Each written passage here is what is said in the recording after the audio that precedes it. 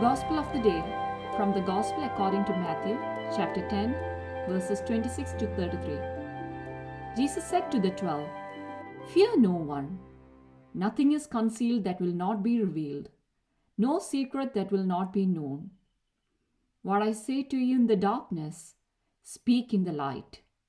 What you hear whispered, proclaim on the housetops.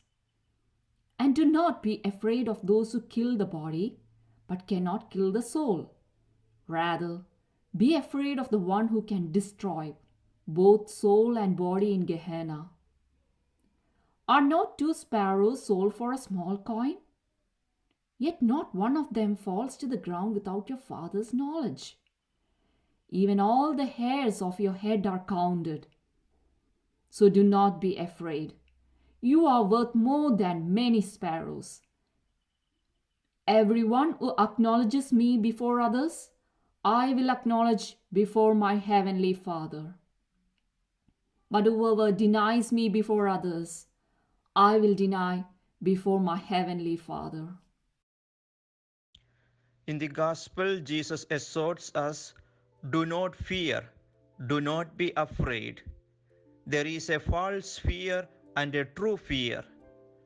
Disciples need not fear those human persecutors who can kill the body because their entire physical existence is held within the hands of God and is precious in God's sight.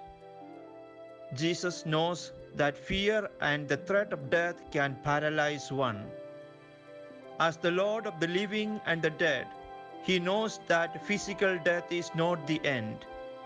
Rather, it is a transition to eternity.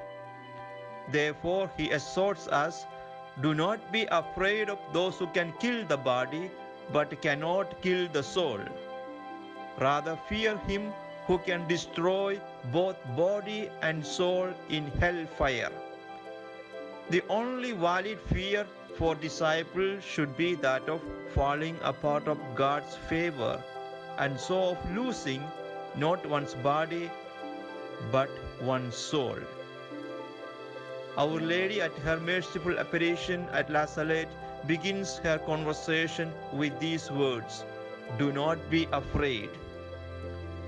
In these comforting and assuring words of Christ rest our hope and future as Christians.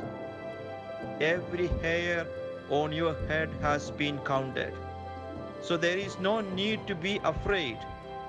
These words of Jesus indicate that the Lord is on our side. He is ready and capable to deliver us from both the consequences and harmful effects of sin, as well as from all the threats that we face in our daily life.